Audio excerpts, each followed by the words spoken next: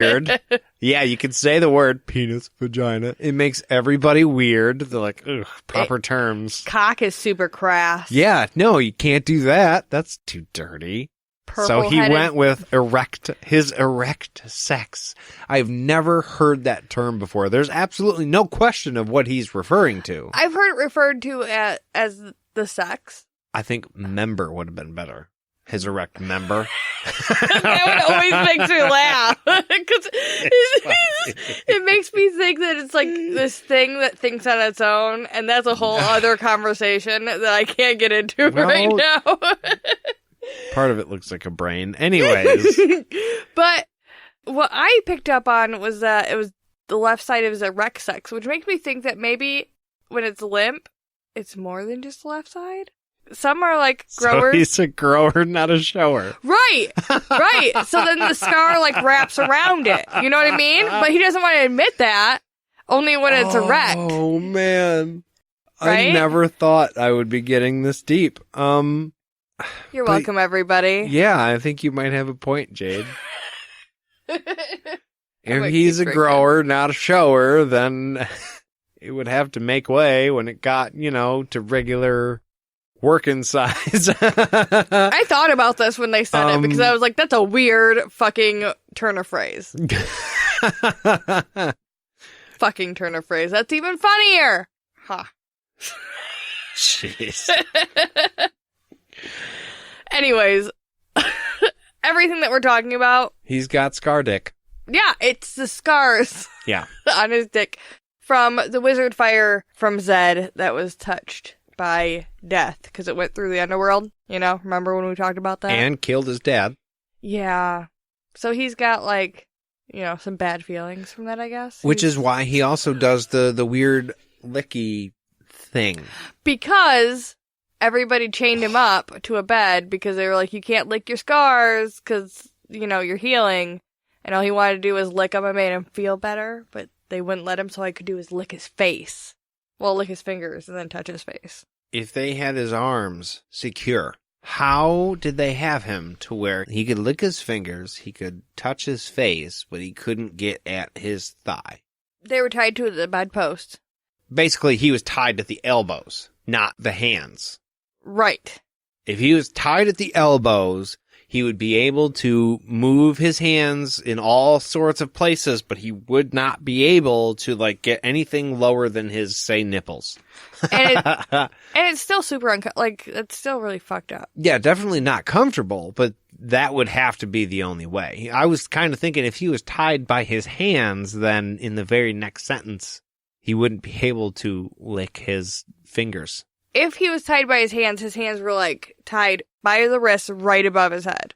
Okay. Either way, it's fucked up that they didn't just put gloves on him or or have somebody sit with him and be like, whap his hands and be like, don't do that. You know what? Let's get some lotion. Like a flea collar. Knock it off. Hey, buddy, let's go get some A&D ointment. You can put that on there. Needless to say, he fucking hates Zed. Oh, just a little. Yeah. Just a bit. So, Darken has Carl laying dead on this table filled with molten lead. I don't think it's molten anymore, right? At this point, it would have cooled. Right. No, it's just a big hunk of, lead core in him. And Darken picks up the knife, he weaves a spell, and then he plunges the knife into the boy's chest. Do you remember a second ago how we were talking about how there's, lead? Yeah. All in there? I think I'm just now picking up on what you're trying to point out. He couldn't really stab him in the chest if he had metal in there, right? Is that what you're getting to? Yeah. That might impede your knife flow a little bit, bud. Was maybe he went into, the heart? I mean, the molten lead wouldn't have exactly stayed in the esophagus, would it? Necessarily? I mean, you would be able to stab somebody in the chest if you went off to the side far enough, but, I mean, the way it has it written... And also ribs are there, so either way, it wouldn't be super easy. I just want to point that out. Yeah, it would kind of be... You'd have to get it in just so. And also, it says, apparently, carefully took out the heart and brain after, he carefully took the heart out. So it's not like he didn't stab him in the heart. No, you're absolutely right. Because he had to take the heart out. So you got to get around this molten lead, through the ribs, so he's performing surgery. But he plunged it. Calm down, Darken. Rough surgery. That's not careful. I'm going to need you to back up. God, he's not being surgically careful. He's just like, all right, cut around the heart. Stab, stab, stab. Mm-hmm. Like what you do with a steak. Mm-hmm. But then it says carefully, so I thought that was funny, that he was, recklessly stabbing into the body and then carefully, gingerly pulling it out. And the head was obviously bashed in by Demon earlier, and then he, rips the brain out carefully. And, hey, let's not forget, there's testes in there too, guys! Gotta get them balls. It's all going in the boiling water, because, the three main things that you need in life are your mind, your heart, and your balls. Your heart, brain, and your balls. Never, ever forget that. That's what I want putting on my tombstone. Really? That would be a very nice epitaph. I'm going to make you a hoodie that says... Heart, brain, and balls. Heart, brain, and balls. All day, baby. I love it. Yup.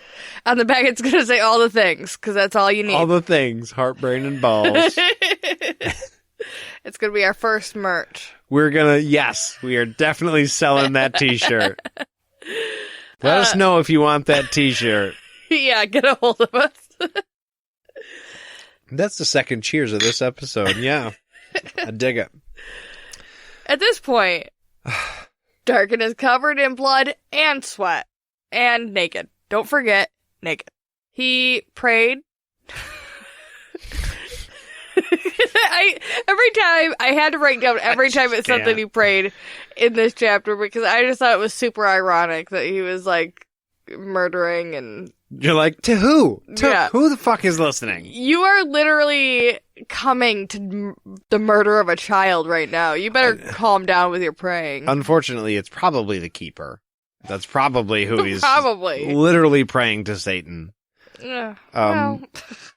And yeah, it would have to be, because while he does this, he's smearing blood on his chest at just the right moment. He goes over to the sand and he starts drawing specific symbols in it. And he works late into the night. I do want to point out, I didn't put it in the notes, but it specifically said that the sand was sticking to the blood on him. Well, yeah, sand will stick to you if you're sweaty. Right. And no, if you're coming back from swimming. It makes sense, but it made me so uncomfortable.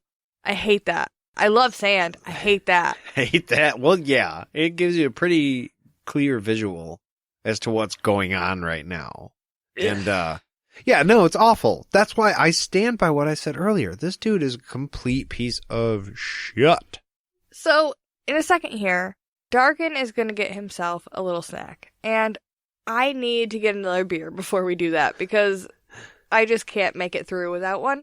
So we're going to go to our second break of the evening. And I just have one more thing to say about this Evil Urges by Shorts Brewing. I checked it in earlier on Untappd, on my own, and on the podcast ATT. Untappd, hey, go check us out if you want to. And if you've never been on Untappd, it gives you, you can rate it, out of 5. There's a place where you can write a description. I usually don't because I'm lazy. I always take a picture. And it gives you these different tags to put on there, and it usually gives you some suggestions.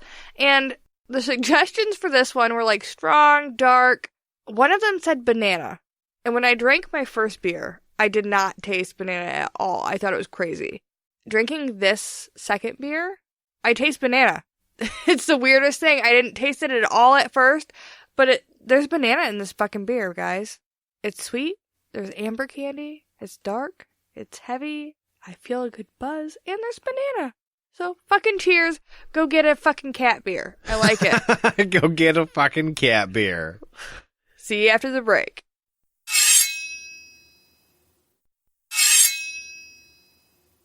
All right, we are back, and Jade and I were just talking about how we are thankful that these beers are pretty strong, because we just have a little bit more of evil Satan worship to go. So when Darken is done cutting up Carl, Moment of silence for Carl. No. When he's done doing what he's doing, he grabs what's left in the iron bowl and he mashes it into a powder. Then he mixes it with magic powders. Yes, Jade? First of all, we are not told what magic powders he uses. That's weird. Every other time I've read in a book where they are mixing magical powders, there's like some weird, I don't even know what they are. They just tell me a weird name that isn't even real, and they mix it together, and I'm like, yeah, for sure. That's magic shit that you're doing. I trust you. Your made up words, that works. That's good enough for me. Mm-hmm. I'm not going to question your magic knowledge. I'm just going to take it, okay? I'm not going to search it on Google. I'm going to be like, yeah, that thing exists. I'm going to keep reading. This guy, he just calls it magic powder. Also, it's in his discarded robe. He's like, oh shit, yeah, I need this stuff. Let me bend down in all my naked glory and grab all this shit out of my robe. Like, it's so awkward. He should have it all laid out, all nice, on the altar, if he needed it. But when I listened to it, I was like, that's weird. I think this was Terry's attempt to not have to say what went into the powder. They were just magical powders, and that's all you as the reader really need to know about it, because, I don't know, he does come up. Not that we don't care, just that if he got specific or more specific, somebody could raise a point against it, like, traditionally this wasn't used in magical powder. Like, shut up, it's a fantasy book. Fuck off. It's just easier this way. Yeah, just they were magic shit. That's all you need to know. That's magic stuff. And using just a little bit of foreknowledge. In these books, there are points where he gets to describing exactly how the magic works.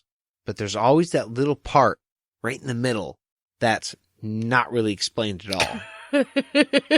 That's the way it is because that's the way he explained it works. And like, that's good enough. I'm not saying that it's not good enough, but it's not really explained either. And like, that's just the way it's magic, dude. Yeah.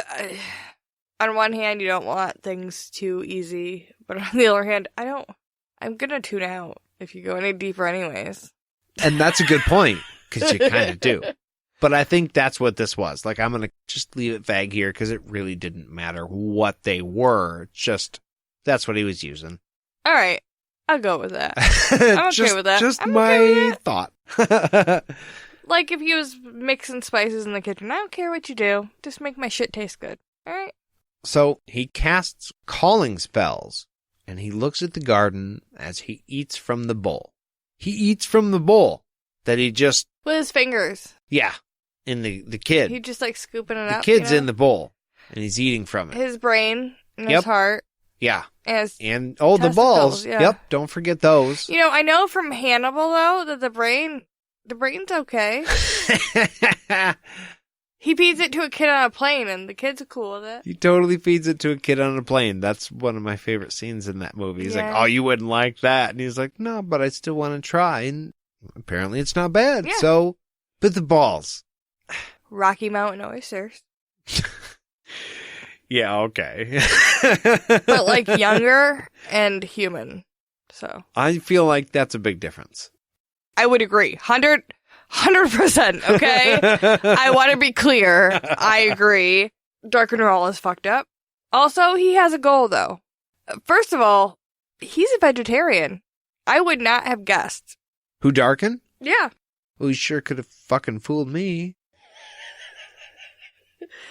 All of a sudden, he's a vegetarian, and he's pretending he's eating fucking vegetable mash. So, he has to eat it to get to the underworld.